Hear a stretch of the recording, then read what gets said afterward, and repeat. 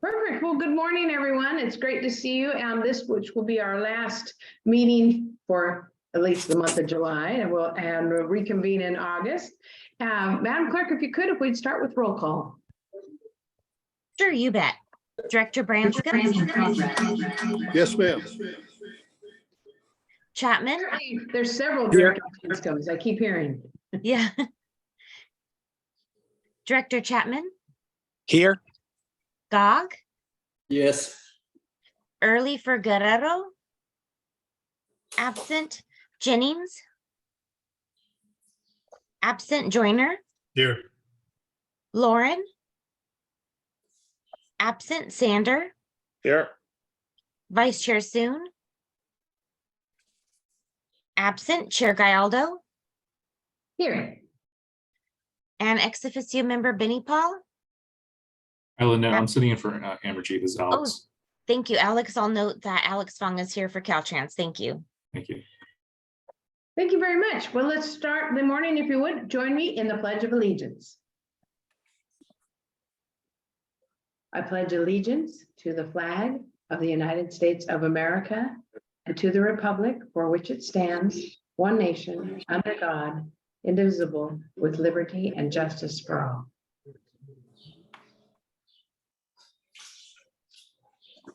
Thank you very much.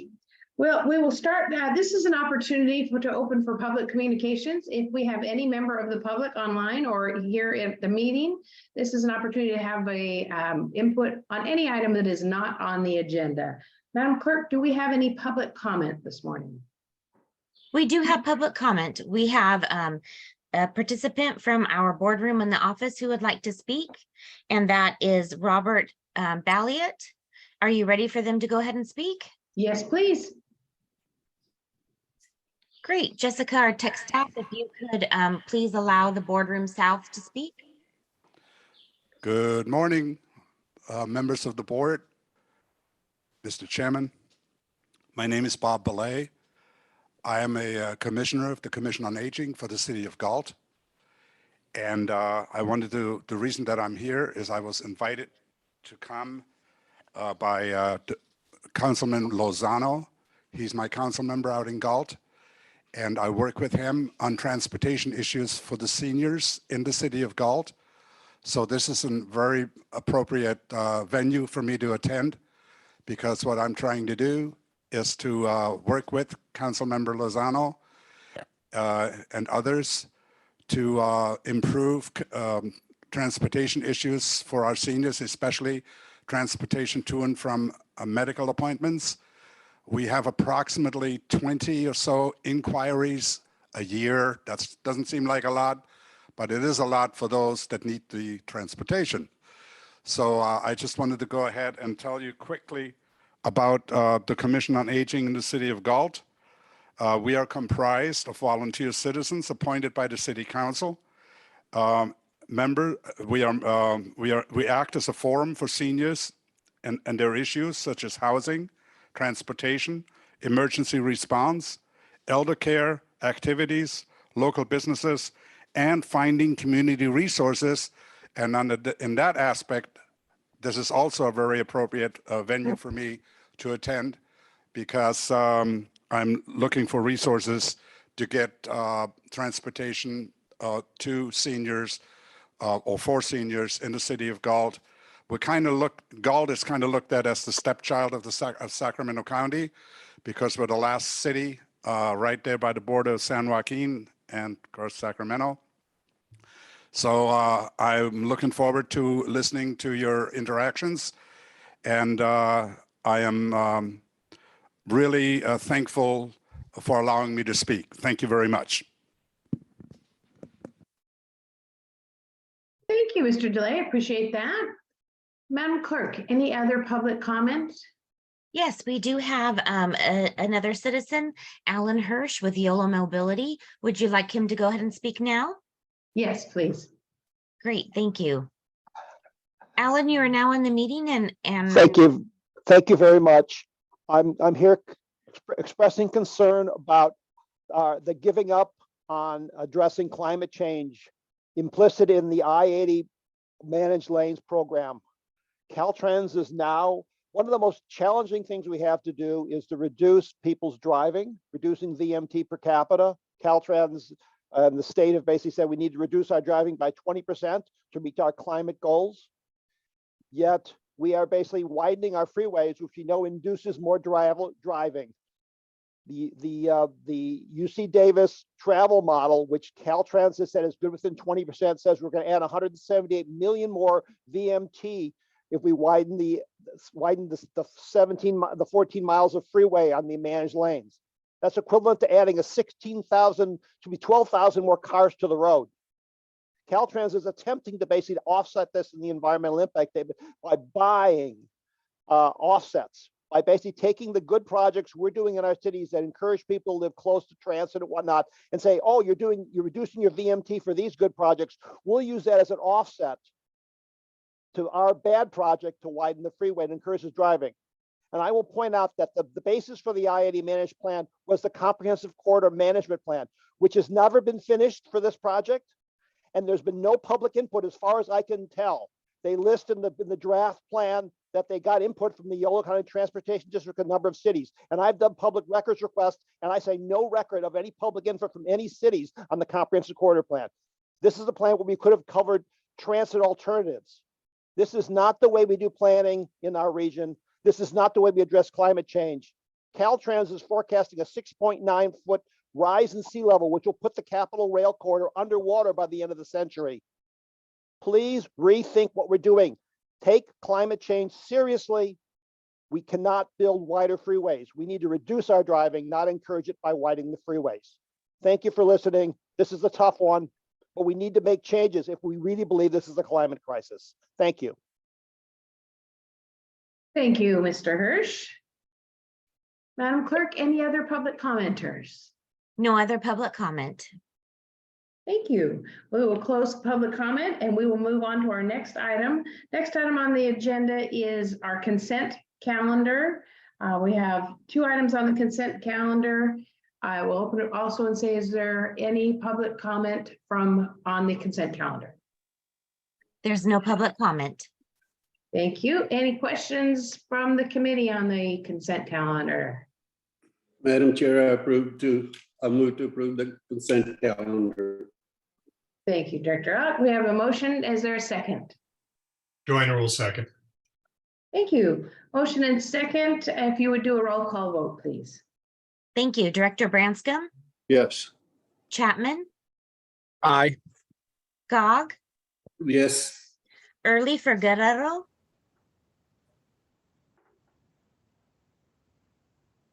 Director Early, could you indicate your vote, please? I'll come back to her. Jennings absent. Joyner, Aye. Lauren, Aye. Sander, Aye. Vice Chair Soon, absent. Chair Gallardo, Aye. Director Early, is- could you indicate your Yes. vote, please? Aye. Thank you. Motion Thank you. carried. Thank you very much.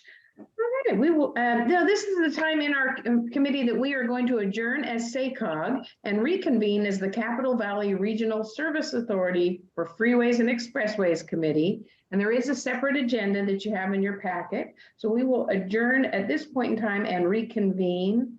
And Madam Clerk, do we need to do a attendance or are we able to roll it over? We'll go ahead and note for the record that the attendance for the SAFE meeting does include Director Young, and she is present with us today. Perfect. Thank you.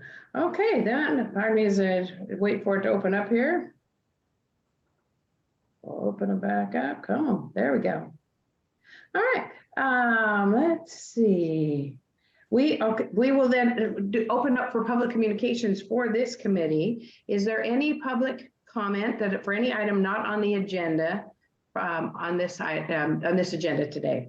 Any public comment for other items? There's no public communications. Thank you. Then we will move on to the consent item. And again, this is Yeah, we have our committee meeting, a remote meeting, and then committee meeting minutes. Any questions on the consent item for the SAFER group? Not seeing any questions. Is there any public comment on the consent item? No public comment.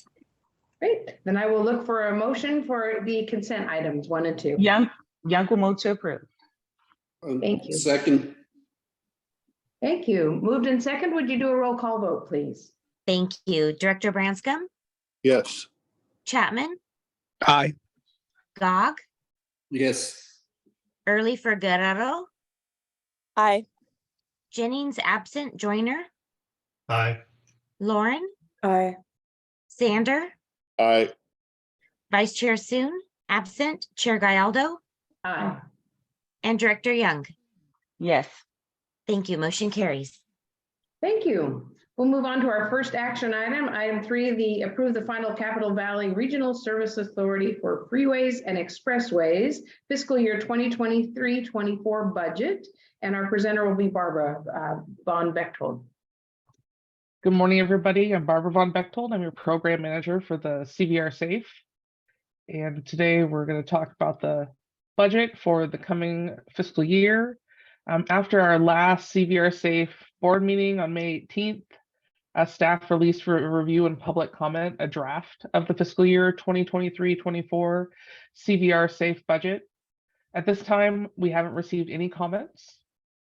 And just a reminder, the CVR SAFE is comprised of El Dorado, Sacramento, San Joaquin, Sutter, Yolo, and Yuba counties.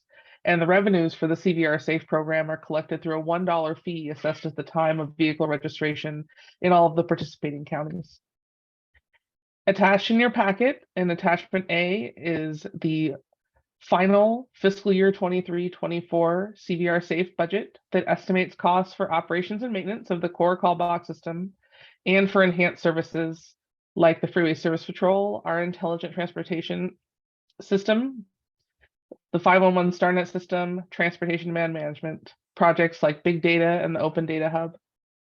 The CVR SAFE bylaws do require that a budget be approved before July 1st of each fiscal year.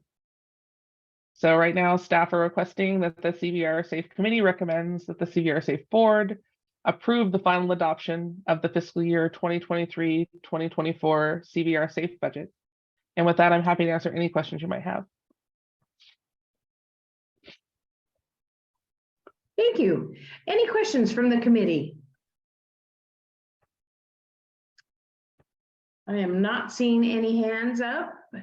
Thank you. Do we have any public comment on this item, Madam Clerk? There's no public comment. All right. Seeing no public comment, then I will look for a motion. Move to Young will approve. move to approve. Young will second. Thank you. We've got a motion and a second. If we could Pick your take favorite and that. all that, Jill. I'm sorry. Pick your favorite. Exactly. It's a voice that I recognize. That's how it works for me. And Director Gog, I got yours first, so there you go. Thank you. Madam Clerk, would you take a roll call vote, please? Sure, thank you. Director Branscombe, Yes. Chapman, Aye. Gog, Yes. Early for Guerrero, Aye. Jennings absent, Joyner, Aye. Lauren, Aye. Sander, Aye. Young, Yes. Vice Chair Soon absent, and Chair Gallardo. Aye. Motion carries. Thank you. Now, then we will close this meeting and we will move to reconvene as the Transportation Committee for SACOG. Well, bye, everyone. Good to see you. Thank you. Short but sweet. We appreciate you being here. Yeah. Okay, we are going to move on to our action items. Our first item is item 3, approve revolving match recommendations. And Victoria Cacciatore is going to be our presenter. Good morning, and thank you for having me here. As Director Gallardo noted, I'm Victoria Cacciatore of the transportation staff here at SACOG. And I'm here to present the staff recommendation for the revolving match program to you. Revolving match is one of the programs within our 2023 funding program that is designed to increase our region's competitiveness in state and federal funding programs. the intent is to leverage regional funding to better enable projects to compete for significant state and or federal investments. The revolving match program is conducted roughly every 6 months and has an established budget of $19 to $31 million. And the steps in a program, if you have a project that's identified for this, would be that the lead agency identifies a state or a federal program that they would apply to. They request contingent leveraging funds from SACOG. SACOG staff then evaluates those projects based on policies from our adopted Metropolitan Transportation Plan Sustainable Community Strategy. We form a staff recommendation that is then presented to the Transportation Committee and then recommended to the board. Then that project that is awarded contingent funding competes in the federal or state program that they identified. If that program is successful in competing for the, say, federal funding that they requested, SACOG then programs the funding that was identified as contingent leverage. If the program or the project requesting federal funds is unsuccessful, the funds then return to the revolving match program for other agencies to request for specific projects. So in attachment A, you'll see the program or the projects that were submitted for this most recent revolving match program, where applications were submitted in early May. 3 projects were found to not meet the intent of the program and are not recommended for funding. And the other 6 projects requesting $18.24 million are recommended for funding in this the staff report. And you'll see that these are projects applying for Safe Streets and Roads federal program that aims to prevent roadway deaths and serious injuries through regional, local, or tribal initiatives. We'll also see project applying for Reconnecting Communities, which is another federal program, a newer one that is identified to reconnect communities that are cut off from opportunity and burdened by past transportation and infrastructure decisions, such as freeways.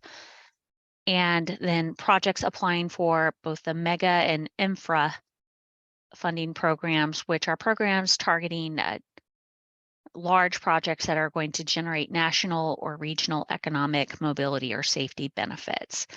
And these projects at their most basic level, or the smallest, are generating a return on investment of regional funds of either 4 to 1 or 57 to 1 in the instance of one larger project, where if they are awarded for each regional dollar invested, they would return a minimum of 4 federal or state or federal dollars to the region. So I present the staff recommendation that the Transportation Committee recommend that the board adopt the staff funding recommendation for the revolving match program. And at that, I'll take any questions from anyone. Thank you, Victoria.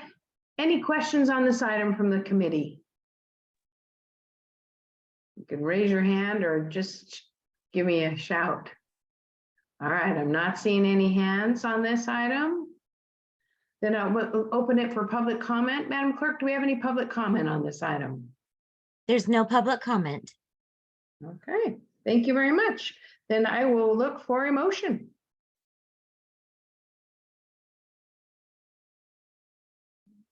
We're all hesitant now. Joyner will move approval. Thank you. Early I'm still seconds. looking. Thank you. Early seconds. Perfect. Thank you, Director Early. Thank you. We have a motion and a second. Madam Clerk, would you do a roll call vote, please? Director Branscombe, Yes, ma'am. Chapman, Aye. Gog, Yes. Early for Guerrero, Aye. Jennings, absent, Joyner, Aye. Lauren, Aye. Sander, Aye. Vice Chair Soon, absent, and Chair Gallardo. Aye. Thank you. Motion carries. Thank you very much. Moving on to our next item, the Sacramento Emergency Clean Air Transportation Program Guideline Amendments. And Chris Dodry will be our presenter. Good morning, Chair and members of the committee. Chris Doherty on your transportation team here at SACOG. The item before you this morning is amendments to the CCAT program that is administered by the Sacramento Air District. And to talk more about those amendments and to present on this item, I'm going to hand this over to Rafe Porter, who from the Air District. At this point, I'll go over to Rafe. Great, thanks, Chris. Good morning, Chair Gallardo and members of the committee and SACOG staff. As Chris alluded to, I'm Rafe Porter at Sacramento Air District.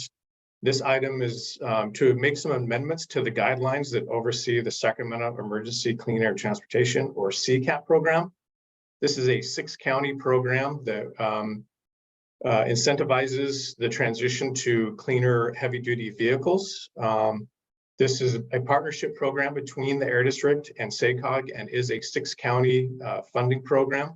It's been around for a number of years and has really helped the SACOG region reach and maintain federal air quality attainment standards. So we're really looking to continue this program. However, we do want to make some small changes to the program. As I mentioned, the program as it currently exists focuses on the transition to zero emission in the heavy duty space. Over the past few years, however, Sacramento has received quite a few requests to move into the light duty space and into mobility services within this program. An example of this, just last year, the SACOG board took action to approve a mobility service and light duty vehicles for the city of Auburn, which is currently under operation up there. That program was funded through this CCAT program. We're looking to do something similar to the program overall. So there's 3 recommended changes to this program in the action today. One is to allow the addition of light duty vehicles into the program. The second is to allow for mobility services. And the third is really just to bring the program in line with state guidelines and mandates moving to zero emission. And so it would be limiting the CCAT program to only fund zero emission vehicles. As I mentioned, this is a 6-county region funding program, but it is administered by the Sacramento Air District in an agreement between SACOG and the other air districts in the region. However, prior to coming to this committee, we did have conversations with those other air districts. That includes Yolo Solano, Feather River, Placer County, and El Dorado to make sure that they were okay with these changes. And they all agreed and they were all supportive of all 3 of these changes being recommended today. So as Chris said, this action item today is to approve the updates to the CCAT guidelines with the 3 changes that I outlined for you. And I will stop there and see if there's any questions from the committee. Thank you. Thank you. Are there any questions on this item from our committee members? Director Branscombe has a question. Please. Thank you. To the speaker, the forecasts I've seen show a collision course as between the demand for power and the grid's ability to supply that power for EVs. What, if anything, is the this program or related programs or groups that this program is involved with? What are you doing in terms of dealing with that forecast collision? Because demand will outstrip supply. And as I understand it, most of the recharging will happen in the evening hours when power is least available. Do you have any comments on that? Yeah, so there's a few things to address that question. Thank you for the question. First is the CCAT program isn't limited to just battery electric. It also includes hydrogen fuel vehicles as well. We are seeing quite an increase in the market and demand for hydrogen vehicles. So that would be one answer. The other is that we are working closely with utility providers throughout the region. So we're working with SMUD, PG&E, and Roseville Electric on both the supply and the demand side. For example, in Sacramento County, SMUD has a 2030 carbon zero plan that we're working very closely with them on how are they going to meet this increasing demand of not just more electric vehicles, but also the built environment moving to electric as they move away from natural gas. So we are working very closely with them to make sure that there is going to be some continued supply of electricity for these vehicles. And then lastly is we're working with a lot of the technology providers to make sure the battery life is extended, and so that you're getting more range out of a charge, not necessarily more electricity going in, but just more range out of the vehicle itself. Obviously, this is something that the state is going to be grappling with as well, since these mandates are coming down from the state level. We're just making sure that there are incentives for our fleets, both public and private, to be able to move into this space as dictated by the CARB mandates. Thank you. It's a real challenge, and it's going to remain a challenge in my view. I would add to the initiatives that you're undertaking a focus on the efficiency of the conversion from AC into DC. And that is a real problem right now. I'm personally aware of some companies that are dramatically enhancing the efficiency of that conversion through advanced silicon carbide devices and gallium nitride devices. And I would encourage more focus on that, because the conversion it's most of the improvements in efficiency I'm seeing are 30+% improvement in efficiency of that conversion. Yeah, that'd be fantastic. And if you're able to pass on any connections, we'd be more than happy to follow up on that. Thank you. Yeah, take a look. You can look at one company that's participating there. It's called Navitas Semiconductor. The identifier on the stock identifier is NVTS. They're one of the leading players. They're not the only player, but they're that company and others are significantly involved in this, and that's the reason they are doing well in the markets. Great, thank you. You bet. Thank you. Thank you. Any other questions from the committee members?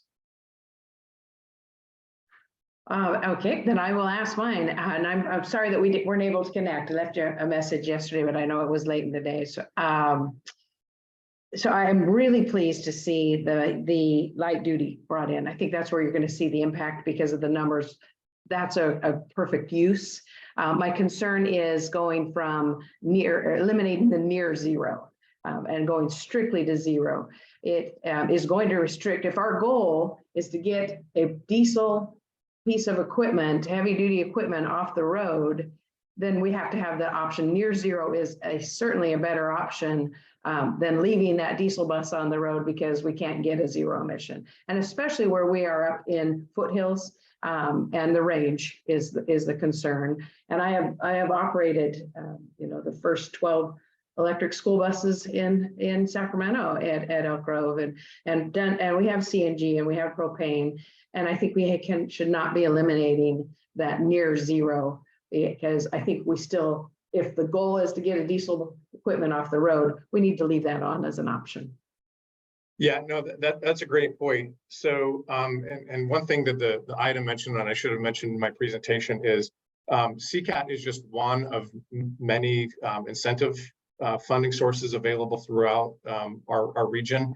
All of the air districts also control MOIR, DMV, and CAP funds that can also be used. And those are not going to be limited to zero emission only. They will still have near zero and low NOx technology available. We did want to transition CCAT to zero emission only, and we think it plays well, especially as we move into that light duty space a little bit more, where range isn't going to be such an issue as it is with the medium and heavy duty vehicles. But we do understand that concern. But we think it just aligns with the CARB mandates that are coming down, and most things are going to be needing to move towards zero emission. I think it's a great concern. We've focused on zero emission vehicles in the past, and that's really all we've funded, both in Sacramento and the other 5 air districts, counties as well. But it is something that to be considered in the item for sure. Thank you. And can I ask you then if it were, there is an amendment to this proposal to continue to include near zero, what impact will that have on your? I guess CCAT is, I mean, it is the one that is used most. Moyer and CCAT are for us, and that's what we use because it really fits for everyone. So it would be a huge impact. You would be eliminating some options that could get some diesel buses off the road. To be honest, it wouldn't make that big of an impact. I think, you know, in Sacramento County, we would probably still focus on zero emission vehicles and then work with the other outlying air districts on projects that, as we do anyway, on projects that they want to do. So I think it's a fine amendment to it. It wouldn't really change the overall goal of what we're trying to do, which is really the light duty and the mobility space a little bit more. So it wouldn't be that big of an impact. Great. Thank you. Any other questions from our committee members?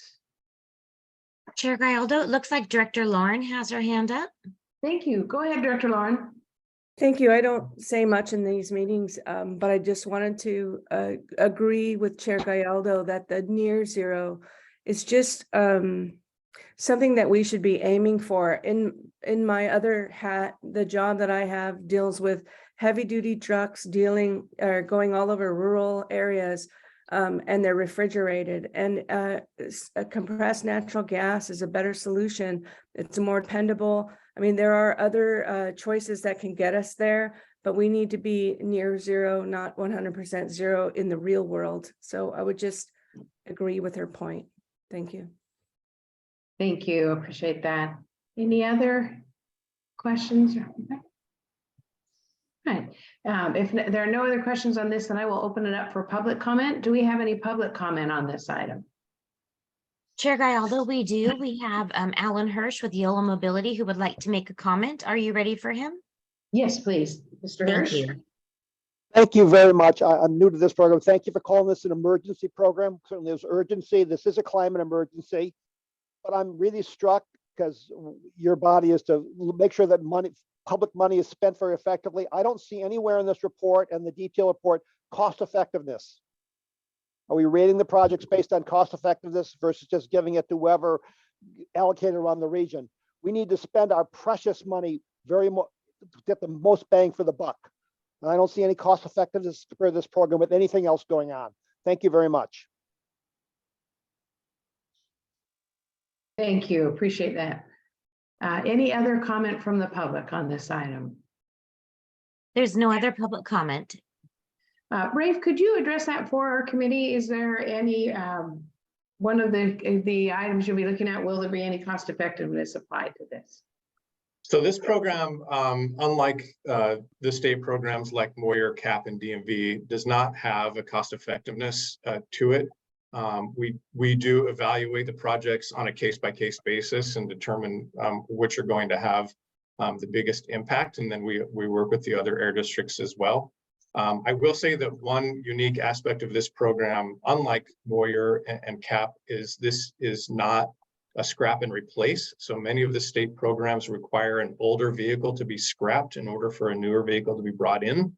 This does not require that. So that's mainly why we don't look at cost effectiveness. The reason we don't have a scrap component to this is for new fleets and fleet expansion. Those statewide programs do not allow for this. They would still require an older vehicle to be scrapped for instance, if you were wanting to look into an electric vehicle, but you're not quite sure about the technology and you have a CNG vehicle that you want to keep, you are able to do that, and CCAT would be able to provide that. If you're a new fleet that's just moving into and want to acquire a fleet, this program will offer that, unlike those state programs. And that's the main reason why cost effectiveness is not looked at. Thank you. Appreciate that input. Any other comments or questions from our committee? I can share with you, and I appreciate that there is not a crushing requirement to crush another vehicle. And I say, using my other hat in the school bus world, your electric buses are, at the time we had a 70-mile range, which is great. Elk Grove School District is 320 square mile district, and there were areas we could use them, but certainly if Elk Grove High's football team is going to play Yuba City, we could not. So you still had to have a bus able to get us that distance and back. And trust me, it's caused me some sleepless days when I tried to use some alternative fuels to get a little further than I probably should have. So I appreciate that. I think more people will be more inclined to take the opportunity. Thank you. With that, then, if there's no further comment, I'll close public comment, and I will look for a motion on this item. Early moves. Second. So, Chair, I'd like to take a vote on your amended recommendation, and hopefully the motioner will accept that amendment. Early accepts the amendment. Thank you. And for our second, are you comfortable with that amendment to retain? Yes, I am. Thank you. Then we have a moved and seconded. Madam Clerk, would you take a roll call vote on the amended motion? Thank you. Director Branscombe, Yes. Chapman, Aye. Gog, Yes.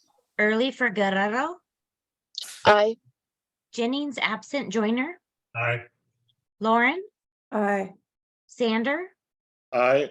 Vice Chair Soon absent, and Chair Gallardo. Aye, thank you. Motion carries. All right, we will move on to item 5, which is our SACOG Carbon Reduction Program Strategy. And Christina, you will be our presenter. Hi, good morning. Thanks for all joining today. I'm going to have, I think Jessica is going to put a presentation up on the screen. There we are. So yeah, today we are presenting our proposed strategy for using carbon reduction program funds. We brought this item with a potential strategy back in March of this year to both the Transportation Committee and the board to discuss how we might utilize these funds. So as a reminder, the carbon reduction program is part of the IIJA, or Bipartisan Infrastructure Law, that came about in, 2021, 2022 now, I can't even keep track. This really is focused on low carbon, low VMT types of projects to reduce carbon emissions in the transportation space. So next slide, please. So this money is coming from the federal side to Caltrans, and Caltrans then allocates the funds to MPOs. On the screen right now, we have the 5 years. There's roughly about $22 million that we're expecting over the 5-year total to the Sacramento region. The numbers for federal fiscal years 22 and 23 are confirmed totals. The later years are what we have been given as estimates. So we'll provide updates as we get those dollar amounts squared up as they come. But as a reminder, so because this is federal money coming in, we are required to use a competitive process to award the funds within the 6-county region. So we need to be compliant with the strategy that you all adopted a few months ago as part of the corrective action. So we are looking at potentially programming a little over $8.5 million for the federal fiscal year 22 and 23 amounts that we are expecting to receive from Caltrans. Next slide, please. So as I mentioned, we have presented a strategy here that's consistent with the carbon reduction program guidelines. And our plan is to use the funds to implement the 6-county mobility zones project and programs that will come out of our RAISE grant effort we're about to embark on, as well as the recently adopted 6-county trails plan. There's 2 ways that we are looking to approach this funding source. We have a near-term strategy and a long-term strategy. So the near-term strategy is to utilize the federal fiscal year 22 and 23 funds, which need to be obligated by, the 22 funds need to be obligated by September 30th of 2025, and the 23 funds by 2026. So we have a shorter time frame on these, or we might lose out on those funds, which we don't want to do. So we're proposing to put out a one-time early action grant program to distribute those funds through the 6 counties through, again, a competitive process, focusing on things like zero emission vehicle projects, ITS projects, micromobility, and trails and active transportation projects, things that have already been started, approved, underway. These are planning grants that we would be looking at putting out. The longer term strategy is purely focused on the trails plan and the mobility plan. Jessica, can you move back to the slide you were just on?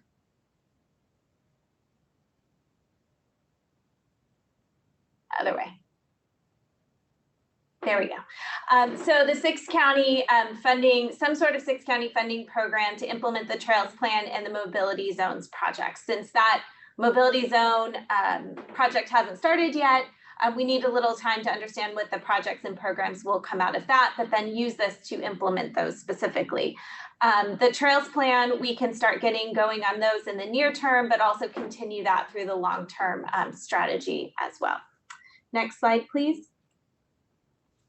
So the way that we are looking at utilizing these funds, these are programmed through projects and activities, and we have about an estimate of about 85 to 90% of the funds would go out through those grant programs, and that would be at least about $19 million over the 5 years.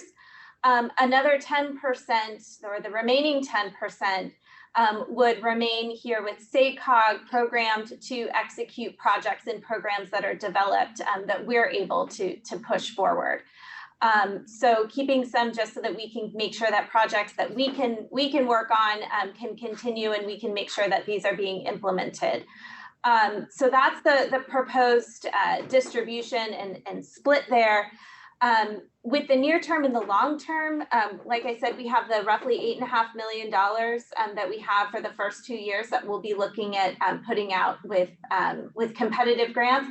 We will then plan to bank funds for those later 3 years so that we have a larger amount of money that we can use to distribute out, which would make up for that last bit of competitive grant money there that you see up there. So we think that this is a really consistent, really great use of these funds for the 6 county region. We've spoken with Caltrans about this and whether or not this is a strategy that they would support. They are concurrently working on their carbon reduction strategy for the state, which will focus on something else.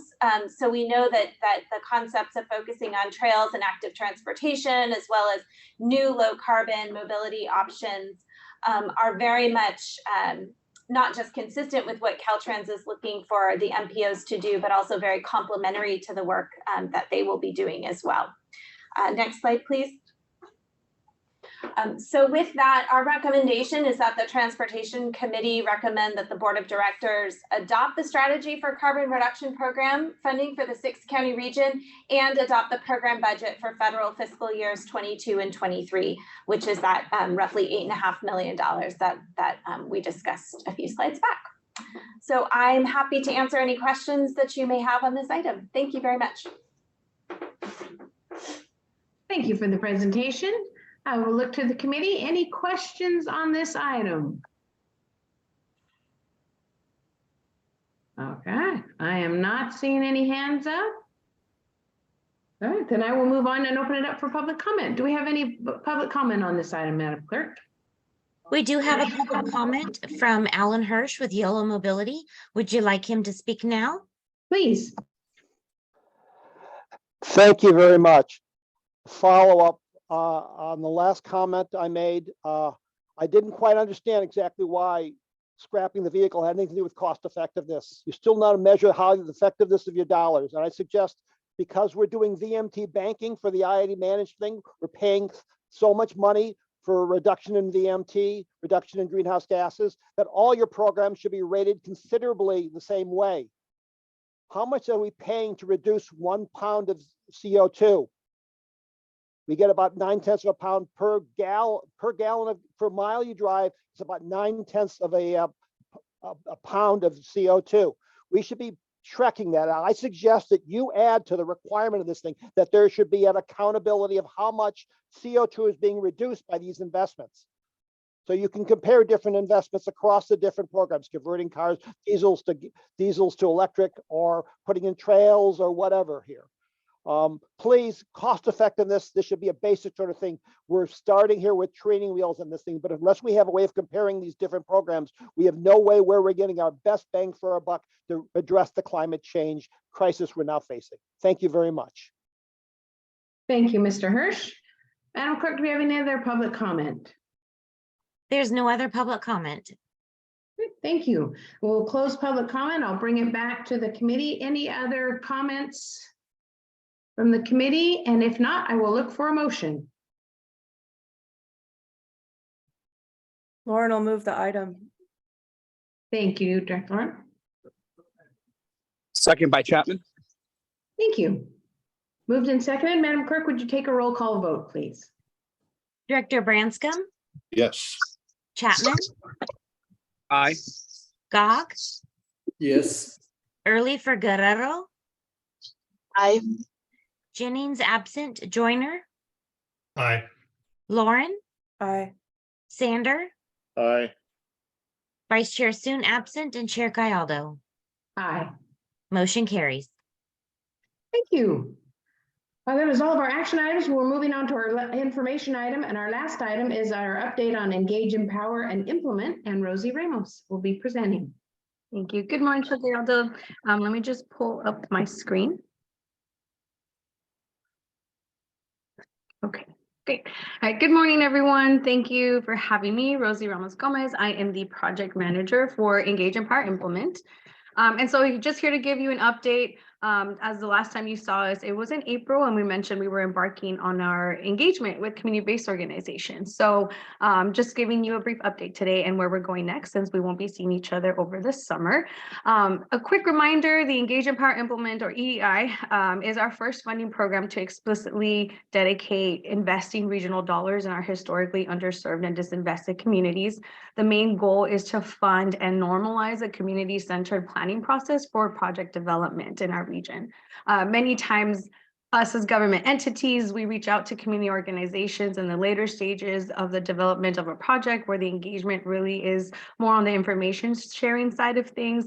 And so we have been part of that and want to really recognize and begin to change how we do that effort. So we want to use the engagement as a tool for equity, where we can work with our community organizations and the communities themselves to create projects and efforts that are meeting their needs. We don't want this to just be an engagement project or assessment without teeth. And so we're also connecting the information that we hear from the community organizations with the cities and counties and sharing that framework materials as they're created. So the intent of EEI, which is fostering partnerships and collaboration, really can be stronger so that we are able to get more regional dollars that set us up for a better pipeline of projects in our future long range plans, much like the RAISE program that was mentioned by Christina, that we really want to make sure that we're incorporating community organizations into the work as we start embarking on a new project. I also want to note, as I mentioned, that there are lots of state and federal grants, and much like RAISE, that are asking for this type of work. So we want to offer that support and the finances so that we can get our region set up for a better chance to compete across state and federal programs for more funding in the future. And so where we are right now, we're in the middle of hosting various focus groups. You do have an attachment in your packet that is a summary of the first roundtable conversation we had with folks across the region. And we will continue connecting with those groups through the end of June. We will also be hosting different ways for our cities and county partners to get involved as well. We'll be putting together a survey, hosting some informational meetings and webinars, emailing updates through our contacts, and then providing one-on-one opportunities. And of course, the opportunity to review the draft and final framework pieces. And so just wanting to kind of walk through what we've heard so far from community-based partners. In that first roundtable we hosted in April and the focus groups that we had just a couple of weeks ago, they were really informative and were really helping us think through how we structure the program to make it as accessible as possible. Community-based organizations are sharing the challenges that they face as small organizations that are not for profit, typically with how long a grant program takes to write. And even if they are selected, the reimbursement nature is also very challenging because they have to front up the cost. They have to do the work of purchasing materials or equipment, what have you. And so by the time they get to the first eligible timeline, right, the completed task, they already have had to put in so much time and effort without having any funds given to them. And so the reimbursement nature of grants is really challenging. And they also need technical support and assistance in the same way that we offer technical assistance for our other funding programs. That is something also that we need to keep in mind for this program for organizations that are not as equipped with staffing and expertise in that space. Another big thing that has come up is misalignment. As I mentioned, a lot of the times as government entities, we ask for help from CBOs at the later end of a stage. And so that kind of can cause some friction at times. And so really wanting to be able to bring in folks early on so that there is more trust that's developed between the organizations and the city or county or SACOG, but also trust within the community and the organization that is speaking on behalf of a project. So these were the key things that are being brought up. We will continue to explore more of the details throughout the next focus groups. And that's where we're going next. We're going to continue the conversations with the CBOs. We're reaching out to member jurisdictions to continue conversations around them and partnership barriers that they see. We'll be talking about key populations, in particular rural communities, low-income communities, our communities of color. So any key communities that we really want to pay attention to, we'll be having those conversations on how to best do that. Communication styles and how do we measure successes, I think is going to be a very important conversation we have amongst our jurisdictions and the CBOs to make sure that we're setting up criteria for the projects that come through for EEI. And so we'll begin the specific elements of the framework, excuse me, in the summertime. And that's where you'll see our timeline here. July, we'll be wrapping up June will wrap up the engagement. In July, we'll be finding the details that we'll be incorporating into the elements of the program throughout the summer. And so hoping to come back in the late summer, early fall for final draft and final framework elements for you to look at and comment on. So with that, I'll pause there. That's all I have. And any questions or open to comments that you might have.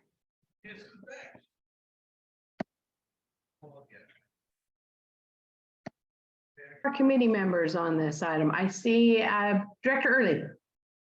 Yeah, I wanted to just say how much I appreciate, just from a nonprofit perspective, my other hat, I run United Way, which is a local nonprofit for this region. And this is absolutely something that particularly smaller nonprofits, but even us as a mid-sized, larger nonprofit have to sometimes deal with in starting and wanting to go into these spaces that we know vulnerable, marginalized communities need, but not really having the capacity, and sometimes having to front $200,000 to $500,000 before a project can really even get started, and being reimbursed for that. And so appreciate this. Thank you. Thank you. Thank you. Any other questions or comments on this item? All right, I'm not seeing any. Madam Clerk, do we have any, I know it's not an action item, but do we have any public comment on this item? We do have a public comment. It is Alan Hirsch with YOLO Mobility.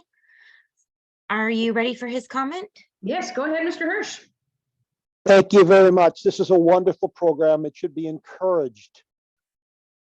The diversity as part of DEI is about diverse, not just groups and colors of skin, but also opinion, and giving those opinions equal voice and equal platform in the dialogue to make good government and good public policy. I urge that your body, consistent with this policy, change your process to basically give equal voice and equal platform to other community groups like YOLO Mobility in your process. And I suggest three specific things. One, that any handouts and visuals be basically included in the minutes as part of the document, as part of the input, equal with staff reports and consultants reports. Second, that consistent with the Brown Act, that material given to you be presented and be made available to the public at the same time, if not before the meetings. And third, is that just like staff and just like consultants reports, that visuals be presented to the board as well as the public as part of the meetings. A picture is worth 1,000 words. If some people in the dialogue get to present pictures and PowerPoints and others don't, you have essentially silenced or muted those other viewpoints, those diverse viewpoints. Please, City of Winters presents PowerPoint slides as part of the public comments. City of Davis does. There is no technological reason that can't be done. Winters actually presents the picture of the people speaking, so you see their faces and not just a disembodied voice. I suggest you follow the lead of the City of Winters and the City of Davis and present visuals on your screen presented by public groups. So diversity of viewpoints. Remember, diversity is not, this thing is not supposed to make you comfortable. It's supposed to present different viewpoints that might challenge the status quo. If you really want to have diversity and empowerment, if you really think empowerment's important, I would suggest you allow equal platform to community groups as well as the staff. Thank you very much for listening and your consideration. Government is hard. We need to cope with different opinions. This is your chance to step up as a board to take action. Follow the leader of the City of Winters and the City of Davis. Thank you, Mr. Hirsch. Madam Clerk, any other public comment on this item? There's no other public comment. Well, thank you very much. Our next item is just other matters. Anyone from the committee have anything to share? I'm looking to see if there's any announcements or anything special. All right, well then I can tell you from the City of Rockland, I believe today is National Donut Day. And I noticed today that Donuts and Cinnamon, one of our new donut place in Rockland, was named as by Yelp, the #1 donut shop in the nation from Yelp today. So I will invite anyone that comes to Rockland. I'll take you to Donuts and Cinnamon, my treat. It would be my pleasure. I should say anybody who's on this meeting now, not anyone who may be watching it in the future. A reminder that our next meeting will be then we'll take a break in July. So our next meeting will be Thursday, August the 3rd at 10 a.m. And also that at 12 o'clock today, there is an optional blueprint. James, did you want to share anything on that? Yeah, thanks, Chair Gallardo. As I mentioned my update yesterday, Dov Caden, our staffer who's working on the different pathways, he presented, actually, believe it or not, an abbreviated version of that data back at your April board meeting in Roseville. You had a lot of questions. It was great discussion. And in some ways, we kind of cut that short to get into our workshop. So he's going to go back through some of that data. I think people will find it pretty interesting. So that once again, these are these kind of continued committee starts at noon, but you're all welcome to attend. Right here at the same link. Thank you. Well, folks, if there is no other input or questions on this, then we will be adjourning until August the 3rd, our director meeting prior to that. But look forward to seeing you all from this committee, and thank you all so much for being here. Happy 4th of July. Thank you. Oh, Happy yeah. Pride Month. That's right. We've got a lot of happies there all of a sudden. We've got things to celebrate. Thank you all so much. Thank you. We're adjourned.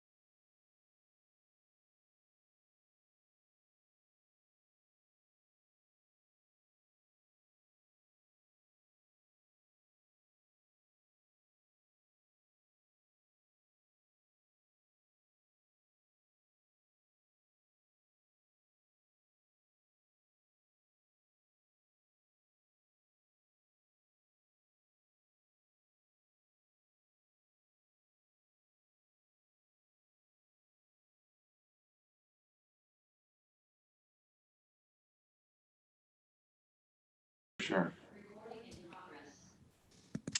Yeah, and just a reminder, good to see you. These are small informal ways. We used to do this when we may go back to this way when we had committees in person. We would have lunch between committees, and we typically have a staff person come and talk about a project, right? And allow you a chance to informally dig in, ask questions. So this is the virtual online version of that. And this just goes back to the presentation that Dov Caden here, who's teed up and ready to go, gave at the Roseville board meeting. And there was a lot of questions. I know a lot of people had lots of questions, and we got to some of those, but we had to get to the workshop and Supervisor Gore and Pastor Evans. And so we kind of cut that off a little bit. So I wanted to come back to these. The blueprint plan, these 3 pathways that we have been working on and developing, basically as inputs. And the last thing I'll say, because it's fine, Dov, if you say this again, but as a reminder, these pathways are really what we call crash test dummies. Like we see how they respond, we run them through a bunch of tests, then we throw them out. So we're not there's nobody's saying I like pathway 2 because it's in the middle, or I vote for pathway 1 or pathway 3. They're really crash test dummies to sort of see the what if, to ask the what if questions. Director Haddishell. Yeah, what's the attendance look like for June 16th? I think we're north of 200. Wow, okay, great. Yep. And there's materials we can use to post on social media to encourage others. Yes, if you look at what Lynette Espinoza has sent, I will make sure that we give you social media friendly materials for that as well. Excellent, thank you. All right, with no further ado, over to Dov to run through your presentation. All right, thanks. And I think both of you were at the full meeting with the board in Roseville. So this might be a little bit of review. I think as advertised, this is, an opportunity to dig a little deeper into some of those land use assumptions and the blueprint pathways. I think I'm going to give the longer version of the presentation today. So some of this went to Lunar in March, and then you saw, believe it or not, an abbreviated version in April up in Roseville. But yeah, we just wanted to give ourselves an opportunity to kind of continue that conversation here today. You're a very small square on my screen, so I do want it to be an informal conversation. Please jump in, but I might not see you if you raise your hand. So I don't know if Robert, if you're able to kind of let me know, or if you just want to pop in verbally, please do. So I'm not talking at you for half an hour here. But so with that, I'll just go ahead and jump in. As you know, we've been working over the last year with your staff to develop these 3 pathways. This is to get to 2050. And this presentation in particular, it's intended to unpack those pathways and see how they perform across a suite of land use metrics. So the triple bottom line is sort of our guiding star of how we're evaluating these things, but we're looking specifically today on the land use side. Taking a step back, of course, in 2025, you're going to be adopting the blueprint, and at its core, that's the land use, but then that's also a set of transportation investments, of course, that are married to that land use. It'll also have a set of policies that really try to seek to implement that vision. When we talk about the land use side, we're talking about new housing units, new jobs. And the key decisions are how much, where, and what kind. So how much growth is happening? Where is that growth occurring? What does that growth actually look like? We've talked about this slide, I think, a few times with committees and boards, but these are some of the considerations that go into those land use assumptions. The foundation of all of these assumptions are local plans and entitlements. So every 4 years, we look at, your general plans, your specific plans, your zoning. It's an envelope, so it's almost like the guardrails for what we're sort of assuming. So we're not really going beyond what is allowed. And we did actually a comprehensive update to our build out inventory as part of this plan cycle. Key finding, as it is every cycle, is that if you were to just add up all of the locally planned growth across the region, you actually get significantly more. There's a lot more capacity in that locally planned growth than what we're expecting to happen between now and 2050, which is a good thing. It's good to have capacity, right? It's not the case in the Bay Area, but it is quite significant. It's by an order of magnitude of about 7. So we have a lot more capacity, right? The blueprint land use assumptions cannot include everything, right? That's sort of definitionally true by what I just said. So we're going to have to be making choices about sort of what growth we include where. And of course, that also involves choices around where we invest our limited transportation budget, because again, it is married to that land use. We also build, You may get, this is Mayor Havishell, you may get to this in a future slide, but, you know, I think of, you know, I've been here since 91. I think of the early days when Southport was coming online, you know, it had general plan and it had zoning, but it probably didn't materialize in its full, you know, full glory until, you know, probably, just after the turn of the century. How do you factor in, you know, the reality of, you know, general plans, zoning with what the built environment, right? How do you calculate that in, I guess, what I'm trying to say. Yeah, it's a challenge. I mean, and I think you're absolutely right that the time scale in some of these larger specific plans and new growth areas is quite immense. And when you talk to, you know, the developer, they'll say every single one will say, we're coming online next year, right? We're great. We're about to push dirt. And it's just our experience that, of course, that's, as you're noting, doesn't quite always happen. And sometimes the time scale can be, you know, 10, 20 years. We have plans that have been approved on the books for 15 years that haven't started yet. And then there's plans that kind of start almost immediately upon being approved. So there is sort of a bit of a guessing game. We do our best to essentially understand what the market dynamics are in that part of the region, what are the product types, and what are sort of the sort of history in that part of the region.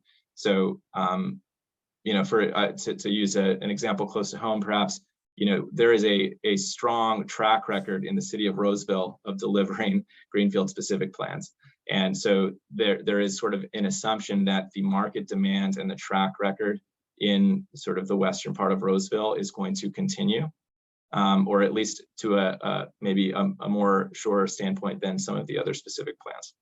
Yeah, and those are based on, you know, specific plans that were adopted in 2003. So, you know, overnight success, 20 years, you know, we're really just filling in what was approved in 2003 to 2010. So, yeah. Of course, like places like Creekview are moving, you know, maybe a little faster timeline. But yeah, that's true. Like West Roseville and Sierra Vista are ones that are sort of coming and maturing kind of later.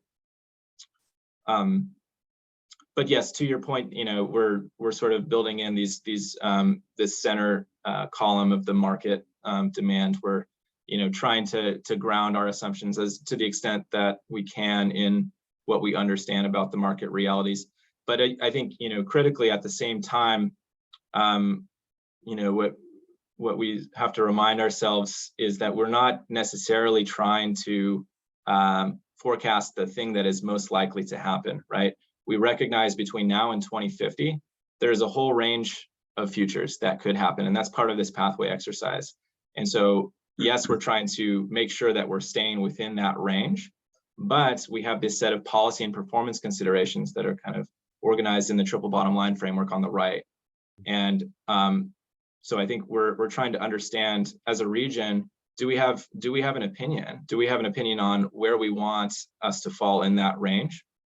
And what we know is that these choices around where and how we grow are really important for the policy goals that we have as part of this plan. And we know that we are not going to achieve our objectives without, you know, thoughtful and strategic decisions around those investments and policies that influence land use and growth. So to give us and the board, you know, as much information as possible about how these land use and transportation decisions that we make affect the future, we developed these 3 diverging futures for, you know, the spatial distribution of growth and the type of growth that we're going to experience between now and 2050. You've kind of heard from me and from other staff at SACOG over the past several months. You're going to hear again at the full board this month about all of these performance trade-offs between the three pathways. The land use assumptions for each pathway are live on the website. You probably saw them in the staff report for the board meeting last month. The landing page that it directs you to from the staff report, it'll have a comprehensive spreadsheet that depicts the growth. It's small print and long. Recognize it's not an easy way to digest it. So we do have, as a part of this cycle, we're really happy about this interactive map that hopefully you're able to take a look at, that shows the geographic areas that are represented in each row of the spreadsheet. And again, really encourage you to take a look at that. If you haven't, you can toggle directly to your jurisdiction, view the differences by pathway, however you really want to slice them. So as a part of today's presentation, and we can dive in on any one of these topics in as much detail as you'd like, but I can unpack sort of at a regional level these key questions of how much, where, what kind.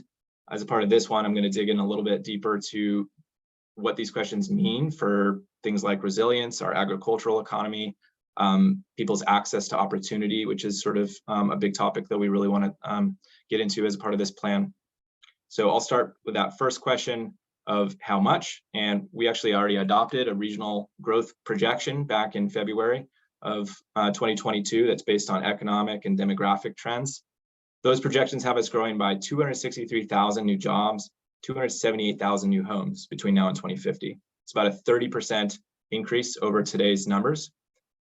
That growth is held constant. It's a regional control total across all three of the pathways. And the reason we do that is because a lot of the performance metrics that we're talking about, they're really sensitive to how many new homes, how many new jobs, right? So it'd be really hard for us to understand what are the variables that are actually driving the performance differences if we had these different amounts of growth. So that's why we hold them constant. I do have Garrett Ballard-Rosa here in case we really want to dig into those as well. So looking at some of our historic trends here on total housing production, our region experienced, of course, a dramatic housing boom in the 01 to 07 period. We were building 17,000 units a year. It's hard to imagine actually now how large that production total is. Of course, a lot of that was large lot single family expansion on our periphery. And of course, that growth came crashing down in great financial crisis. And then that recession period in the 08 to 15 period was quite low.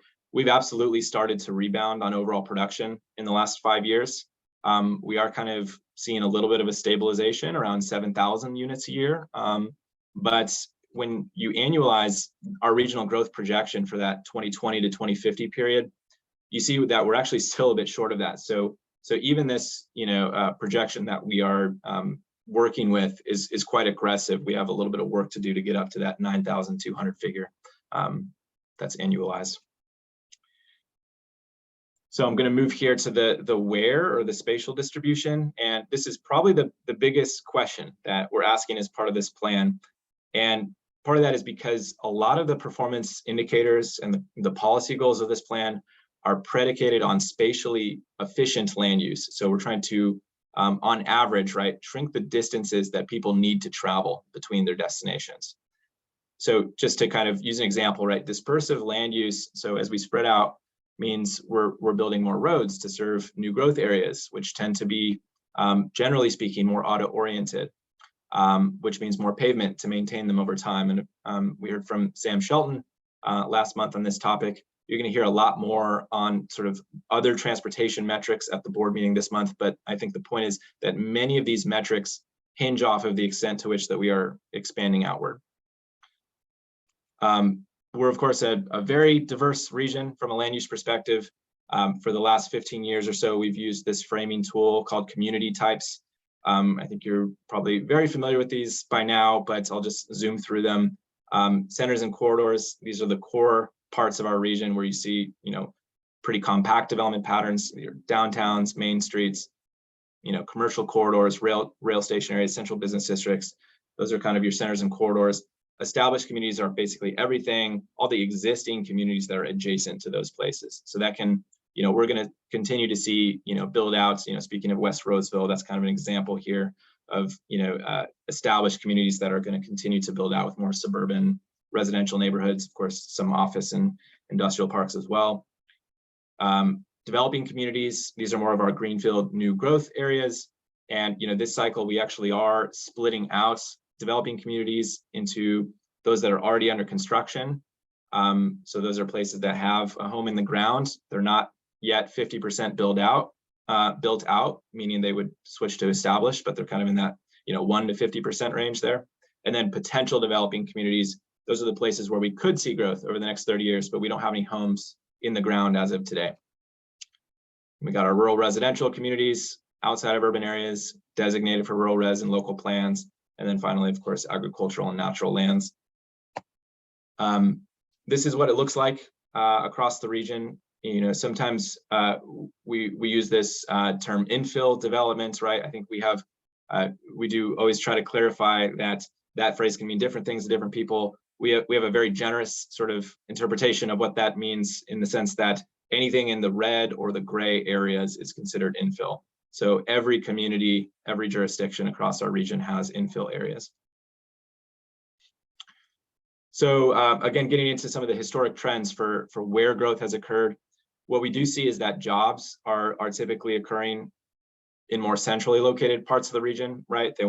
Employers are trying to maximize their access to labor.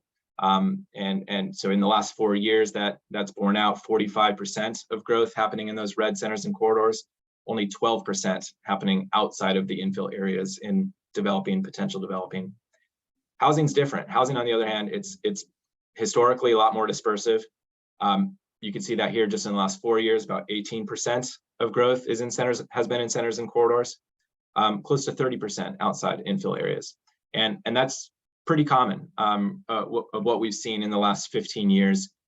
This is the percent of new housing that's happening in each community type since 2007 on an annual basis. You can you can see we're hovering in that 12 to 20% of growth in the red centers and corridors. What we find really interesting, though, right, is that it's sort of out of sync with where we see market feasible capacity in the region. What we mean by that is, as a part of the build out analysis we actually looked at where does it make financial sense to actually build these units where it's already allowed, right? So the construction costs are covered by the rents with a profit motive. When we look at where we have capacity and where it makes financial sense to build, 38% of the total market feasible capacity is in centers and corridors. So it's a much larger percentage than what's happening. We have these favorable market conditions. We have a lot of ample general plan capacity, but those centers and corridors are just not living up to their potential as these, what we think can be really growth engines for the region. So here are the pathways here. You can think of them as going from like more spread out, more dispersive on the left, more compact on the right. Pathway 1 is outward expansion, limited infill. It's an extrapolation of some of those historic trends, maybe kind of closer to the early aughts type of growth, but the majority of growth is happening via expansion in outward greenfield developing communities and those rural res communities. Pathway 2 we call balanced infill phase expansion. Yeah, some of the growth is accommodated in that outward expansion category, but we really balance that growth with a lot of infill, revitalization of existing communities. You can kind of think of this one as an attempt to recreate the basic development pattern of our adopted plan. And then pathway 3 is more on the infill side, infill limited expansion. It's a future where the vast majority of growth is occurring in our infill areas. So expansion only occurring in this pathway in some of those developing communities that are already under construction today. So when we built the assumptions, the primary question that we're asking is how dispersed is the housing going to be? Yet you will definitely see some job dispersion between the pathways, but there's just a lot less variation. And it's mostly because there's a lot less control over where firms create jobs. we do a lot of thinking in our regional growth projections about the types of jobs that are going to happen in the future. One of the things we differentiate between is our economic-based jobs, which you can think of like as manufacturing, tech, white-collar services, and then our neighborhood-serving jobs, which are more of your grocery stores, restaurants. What we know is that our economic-based jobs, they tend to cluster where there's lots of stuff nearby. These firms are prioritizing access to other firms, access to the labor market, supply chains. We call that agglomeration. It's why the vast majority of those jobs are happening in infill areas. There's just much less of that same economic pull to the core for housing, much more of an opportunity to influence it or not with some of the policy choices we're making, some of the investment choices we're making. So that's why we're focusing on housing as part of this map. We can talk about jobs too, but that's why the map looks like that. This is where housing growth occurs in the pathways. Pretty big variation, right? It's a really quite a different future that we're envisioning with these three pathways.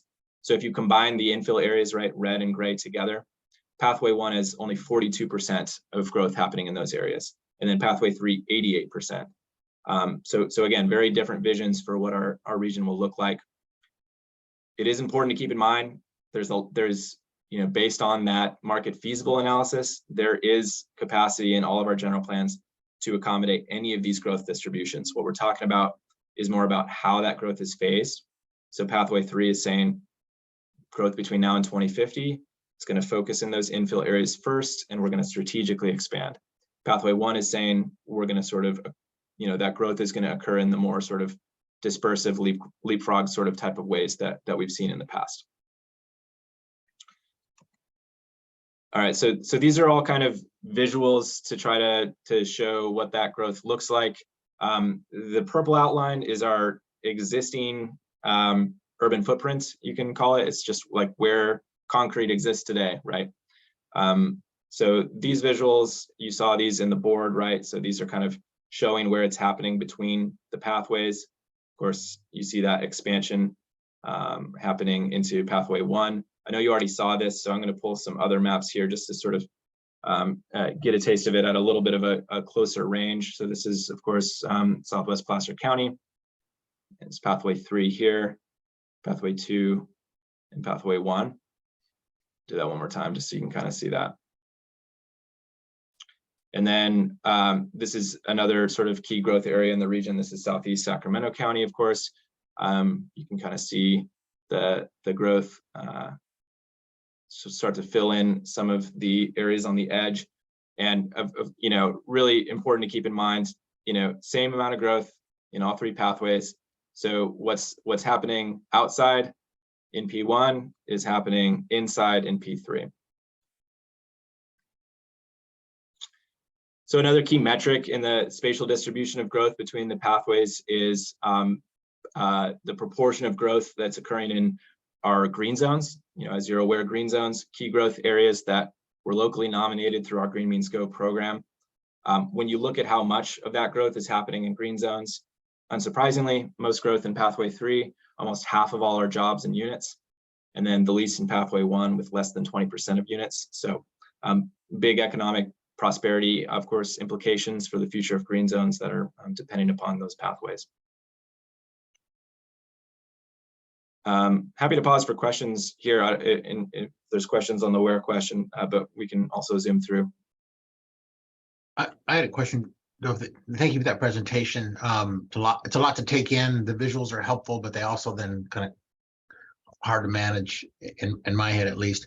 In terms of the kind of the key transportation metrics that we're using to kind of balance with the housing jobs land use component, is there any way to illustrate for us the associated investment that would be needed in the different iterations of the maps that you're identifying? In other words, we know on the natural that if we are investing wisely, presumably in whatever form that looks like, that we will be more effective and more, I think, use the term efficient in our use of the funds, right? So they would jive with degrees of efficiency versus,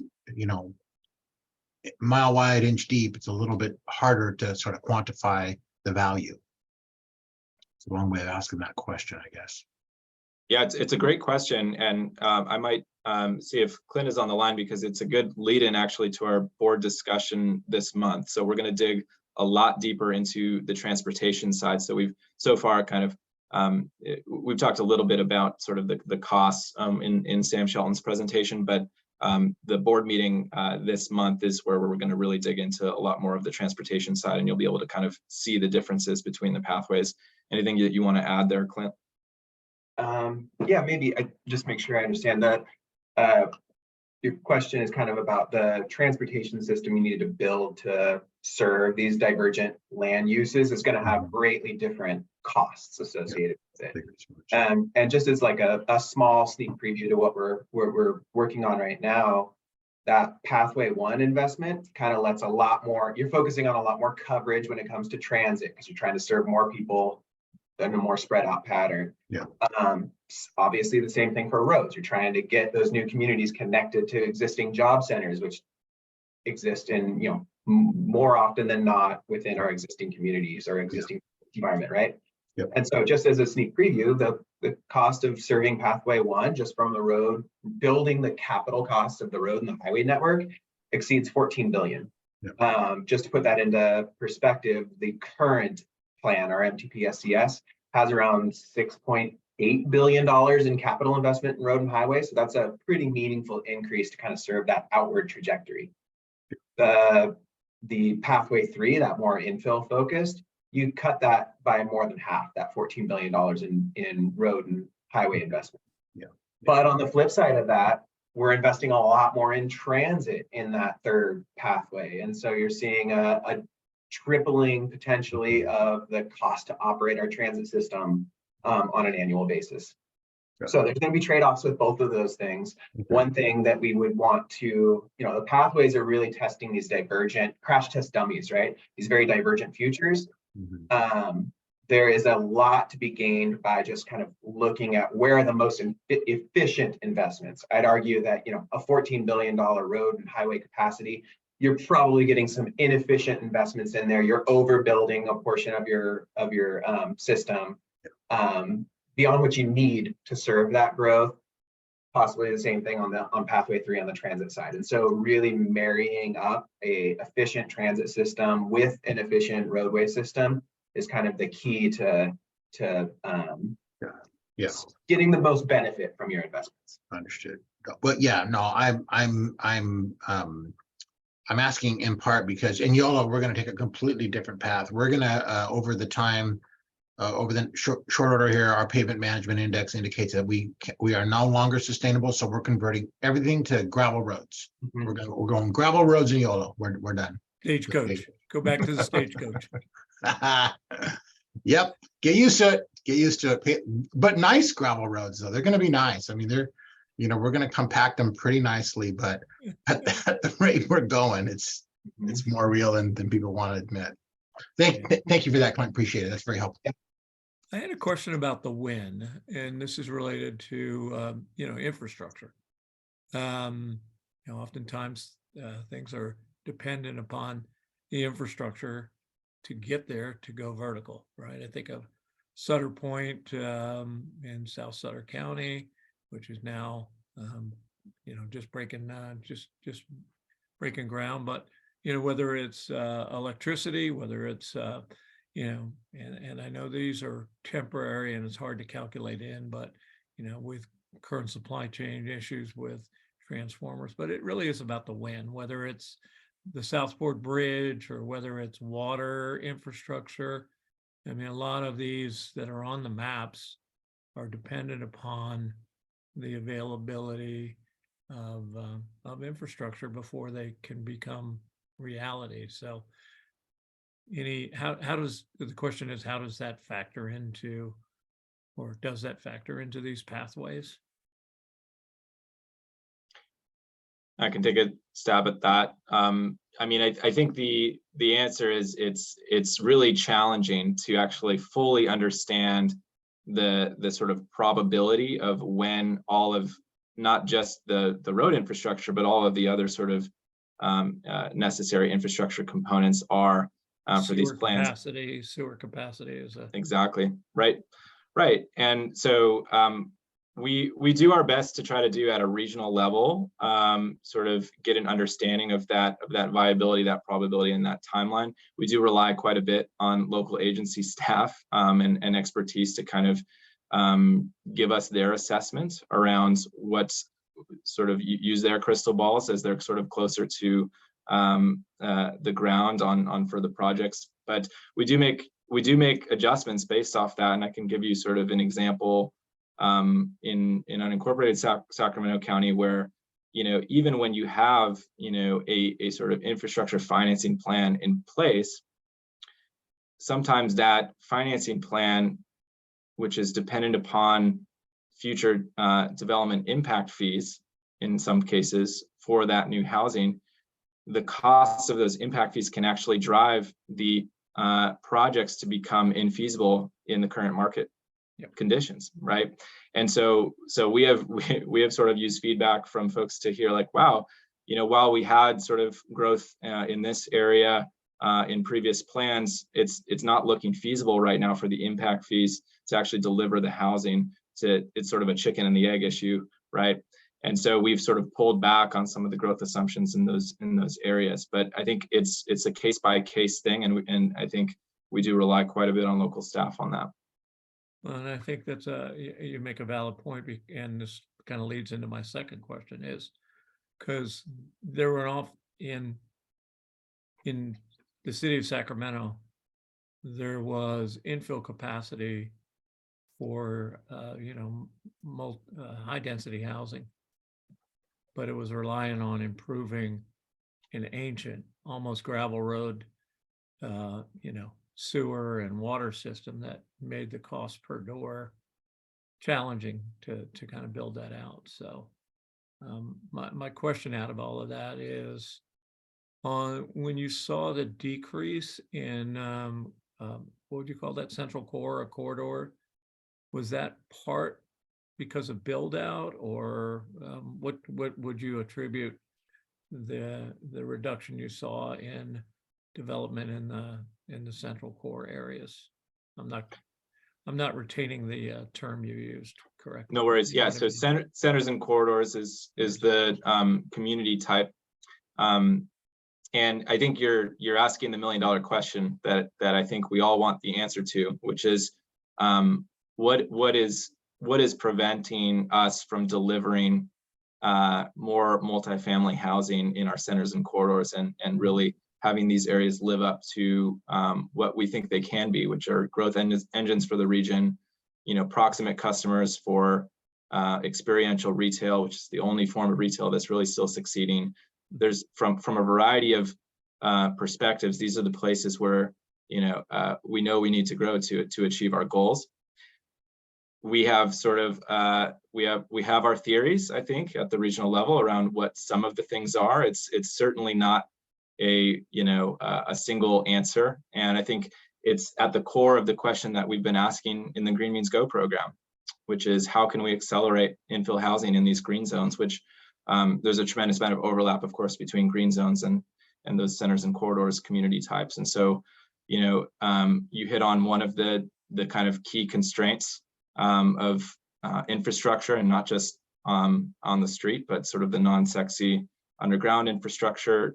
So we've been working a lot in the Green Means Go program, of course, to try to deliver both capital investments that try to stimulate that growth to kind of catalyze the market there.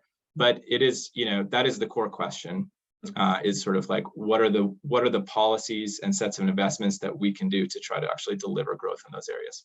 Right.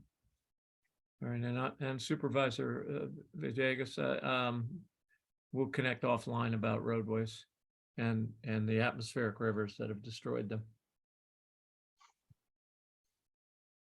Sounds good. Okay, well, maybe I'll move on to the next part of the presentation here. So this is the what kind of growth question, and we're specifically digging into the housing product type. But first, I want to highlight why housing product type even matters.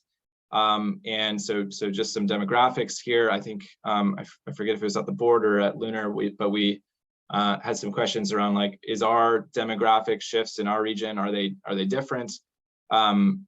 Not tremendously so is I think the answer. So this is United States. So you're seeing kind of this decline away from larger households, the increase in one and two person households. This is the SACOG region specifically. You saw this in the Roseville presentation, but in 1960, the most common household type was the nuclear family. It's half of households. And you had adults living alone or with roommates, 23%. You've seen those groups completely flip. We actually expect those trends to continue into the future. We see in our projections, nuclear families dipping below 20% by the horizon year of the blueprint. So this is sort of a steady decline and a steady demographic shift that we see nationally as well as regionally. And of course, most of our housing was built at a time when we had different demographics. So there's this mismatch now between the housing that's available and the product types that our region's residents need, they want, maybe most critically can afford. The product type really matters for affordability because the smaller lot, those attached products typically have lower price points. You're looking at lower per unit land and construction costs. You're typically looking at smaller unit sizes. And this is borne out in the average household income in the SACOG region for those that are living in single family homes versus multifamily products. And we are just now at the point in our region where even if you have 6 figures to put down towards a down payment, the median single family home prices would require the median household to spend more than 30% of their income every month. And that means that, middle class occupations, firefighters, teachers, you likely can't afford to buy a large lot single family home. It's just really difficult to achieve affordability through that type of product. And that's why, one of the key triple bottom line goal statements from this plan is to identify strategies to address housing affordability by increasing the diversity of options. So when we talk about product types, we do the same thing as the community types, right? We divide all the housing into these different products, or categories. The attached products there, anything that shares a wall. So that can be as small as a townhome, triplex, or a large apartment building. You get your small lot single family homes. Those are less than 5,500 square feet, but are detached. You get your large lot, and then the rural res on lots that are larger than an acre. So this is what we've actually built over the last 20 years. You can see in that pre-recession period, we were building a lot, as we discussed, but overwhelmingly large lot single family. Over time, you've seen that green proportion decrease, and then the share of attached and small lot single family products increase. And that's directly in response to some of those changing household types, the relative affordability of those product types, becoming a bigger and bigger issue in our region. We had, of course, a big discussion at the board around, what are the trends on this? Is there market demand for this stuff, right? And so just a little bit of context that, there is a market for this type of product. We have seen, this is multifamily products in the region from 2000 to 2023. So we were in the depths of the recession, not doing any multifamily, and it's been sort of on an upward trajectory ever since then. And then just zooming out for a second here, this is all of United States, right? So the dark purple and light purple are both multifamily. You put those together, and basically since 2013, as a nation, we've been building more multifamily than single family. So there has been a national shift, very much tied to the demographic stuff that we talked about, towards, or at least there has been this large demand for multifamily products. So how do the pathways differ in terms of product type?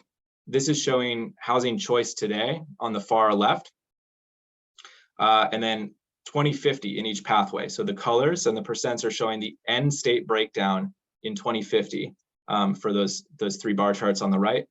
The dotted areas that I just popped up on the screen there is showing the growth in each category. So as you can see, pathway 1 is sort of more on the single family side. Pathway 2, you're starting to get more attached units than large lot single family homes. You see that 20/50 share of attached products increase from 31 to 34. Pathway 2 actually most closely resembles the share of each product type that was market feasible in our build out analysis, for what it's worth. Of course, that's a snapshot in time that moves around, but that was the result of that analysis. Pathway 3 is pushing that a bit further. So the vast majority of growth being attached products. And then worth noting here, over 800,000 market feasible attached units are already allowed under existing general plans across the region. So yes, there is some development friction that we just talked about, but you know, there is a market for these units, and it's already allowed in many places. So, you know, even in pathway 3, where almost 200,000 of the new units are attached, we're only building about a quarter of what is both allowed and feasible. Couple just, you know, key takeaways here. It takes pretty significant variation in the new product types to really move the needle on this overall mix. There's so many existing units, so that's why like the growth is not having this massive impact. You know, we are gonna be a majority single family region in 2050. You know, even if we had 100% of the new units be attached, that would be the case. So we're not changing that, and that's fine. What the pathways do is we're trying to provide differing amounts of housing choice for those future residents. So give them the option, right? And then another key point on product type. So variation between the pathways, very much a reflection of that spatial distribution. And it's sort of intuitive, right? The only way to accommodate the same amount of growth with a smaller footprint is to use land more efficiently, right? And you do that with more attached products, reducing the lot size on the single family products. On the flip side, the local land use plans in our developing communities, you know, exceptions abound here, right? But generally do not allow for quite as much attached products. So when we have more growth in those areas, it's inherently going to be a bit more on the large lot single family size, and it's sort of a reflection of the regulatory controls and the land use designations in those plans. Maybe I'll stop again in case folks have questions on that category before I get to the last two. Yeah, I was going to just chime in on that. I've seen several examples where, in hindsight, having served on the Planning Commission in 1997 in West Sacramento, as we were kind of putting together the general plan and the specific plans. In hindsight, there were so many opportunities that were missed.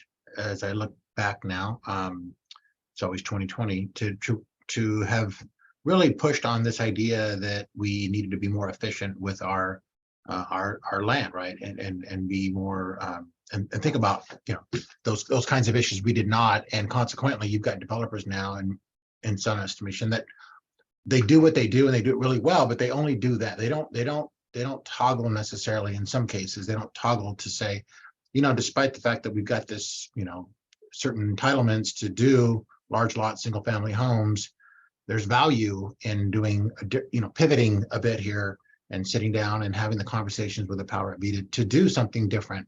Because I'm watching that happen right now in West Sacramento, and I'm thinking, man, these discussions are 25 years old already, where the land to a degree there were development agreements and entitlements and things that were in place where the developer is just doing what that developer does. They don't want to see, hear, think about anything different. They're just going to build what they do really well. And that's a challenge, right? That's a challenge to think about how to pivot on some of this stuff that we now know probably isn't the most efficient use of the land. So, yeah. Yeah, absolutely. And you know, we talk about sometimes, you know, the market demand question, sort of like prospective renter or owner preference versus revealed preference. And I think there's a huge chicken and the egg challenge where we have essentially reserved 70% of our residential land for a very specific product for about 100 years. And the sort of larger public developer ecosystem has developed under that regulatory paradigm. So it's hard, it's sort of a slow moving ship, I think, to kind of turn the tide on that. But we are starting to see a lot of sort of new creative products and a lot of creative developments that kind of incorporate a little bit more housing choice into new developments. You're of course seeing really interesting examples with ADUs now, where some of the large public developers, Lennar, folks like that, are building sort of multi-generational homes and sort of large homes with ADUs built in new construction. Yeah. So it's a kind of an interesting time. Yeah. Yeah. I remember actually trying to figure out a way to get the developer to think a little bit differently, as you just mentioned. And we actually, I was chair of the planning commission, believe it or not, I'm dating myself here, in 1998, where we had a mobile workshop with developers and the commission to literally drive around Sacramento, worked in advance with staff to really identify and look at and see and feel and touch some of these products that were being built back then, when they were, doing things that were pretty creative in terms of diversifying the housing stock. And it was an effective way to do it, and actually got incorporated over the course of the next several years as options for which the developer could begin to explore with different housing styles. That's actually in part how we ended up with a bit of the diversity that now exists in West Sacramento, but it took some heavy lifting for sure. But it was effective. Everybody enjoyed it. I mean, there was definitely value in getting the group to be able to talk at the same time and look at, touch, and feel different developments throughout the entire region. We went all over the place to see it. So thank you for that.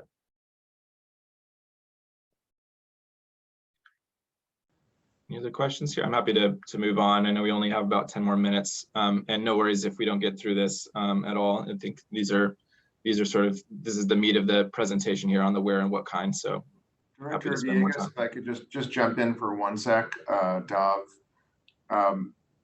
I absolutely hear you on that. And one of the things that we are trying to do, whether it's actually Green Means Go and these corridors, or some of the other efforts that we have going, is try to provide a little bit of matchmaking between some of our jurisdictions and maybe developers that haven't necessarily thought about going to a certain place, right? That have maybe a different kind of a product. And kind of exciting, we have 2 board members right now, including Chair Kennedy and the Land Use Committee Chair Bradford, and Kesey Lazan, our Deputy Executive Director, back at the Congress of the New Urbanism CNU conference in Charlotte, which is all about kind of walkable sort of town development, different product types that frankly could be excellent in green zones and infill areas and greenfield. So we're looking forward to hearing. I know Director Bradford is super excited about that, and I think he is going to bring some learnings back to the Lunar Committee meeting come August. And next year, just to think ahead a little bit, the Congress of the New Urbanism Conference will be in Cincinnati next year, and I actually think that could be a really interesting place to go for a variety of reasons, including frankly a metropolitan region that is not unlike ours. You may not think of when you think of Cincinnati, but I think it's got there's a lot in common, a lot we could learn. And then I think also just a lot of those kind of builders, developers, and others, planners who, we might want to just introduce or reintroduce them to our region.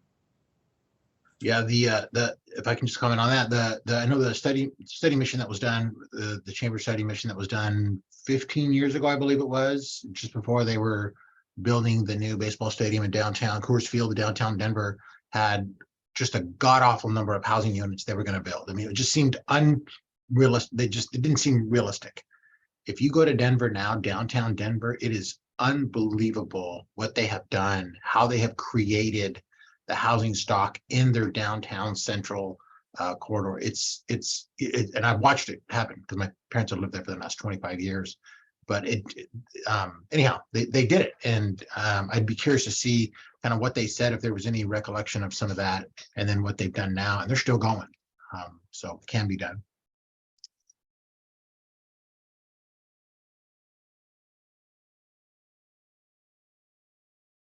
Yeah, that area around Union Station in Denver is quite remarkable what's happened in the last 5 years. I'll just maybe do this last section here. It's relatively quick, and then we can skip the last section for time. But so this idea of resilience and this rural urban connection, And this is a topic, again, that's sort of an outcome of that spatial distribution, because as you expand outward, you're sort of inherently consuming more non-urban land for urban uses. Of course, that has trade-offs for climate resilience and our agricultural economy. This is that same existing urban footprint outline where we already had development. I'll add in the farmland and 100-year floodplains, high fire risk areas. And these areas, of course, represent quite a big chunk of the region, and they pose risks for some of the outward expansion that we're seeing. So Pathway 1 is seeing the most growth in those high fire risk areas. It's largely in the foothills, in sort of that rural residential growth in El Dorado, Placer, Yuba counties. Of course, growth in those areas poses a disaster risk. It's also an affordability issue, as we're starting to see, as some of the insurance rates on homes in these areas are absolutely skyrocketing. And I think it was State Farm that recently just pulled out of the entire region, and in terms of providing. They paused it. They paused. Paused. Okay, just paused. They just. I mean, yeah. Yeah. It was reported, like you said, they're going to stop writing, and it was reported in the media as if it was fatal, you know, final. But I read something by the insurance commissioner that said they're pausing. I'm glad you're doing the homework. I was a clickbait victim then, but I mean, certainly there is you know, an increasing cost of the insurance in these areas, which has been I think an interesting kind of tidbit there. And then in the farmland question, so of course Pathway 1, more growth in our highly valuable farmland.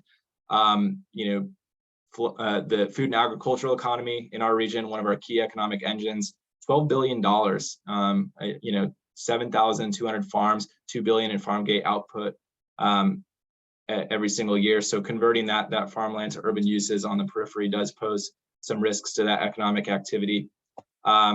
And then you see a similar trend on the flood risk areas, with the most acres of growth in Pathway 1, the least in Pathway 3, of course, top of mind after some of the flooding that we've seen in the last storm. Maybe since there's only 4 minutes, I don't want to try to force this last topic. I'll stop there in case there's any final thoughts or questions from folks.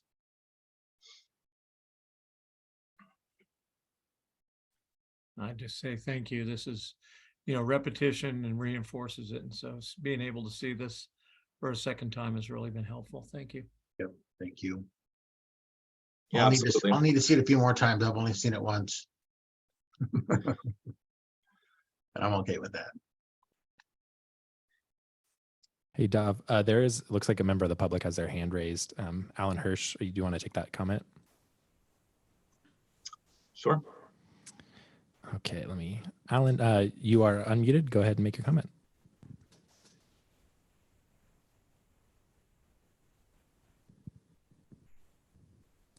Alan, if you can. A lot of freeway widenings in the region, and there's one, the I-80 managed lanes, for example, which is part of the larger project from Carquinez Straits to the Sacramento County line, which is going to creates hundreds of millions of different more VMTs. How can I get some information about how that's consistent with the blueprints path 2 and 3, which are obviously more environmentally appropriate?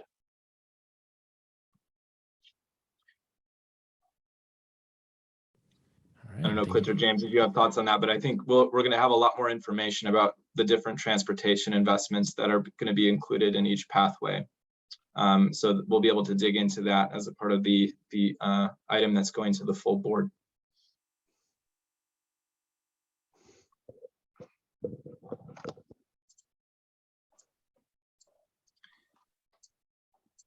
Okay, well, great. And yeah, thank you so much. And feel free to reach out if you have any sort of further questions about any of this material. We're happy to schedule individual meetings. Thank you so much. Yeah, thank you. Thanks, everybody. Good to see you all. Thanks all.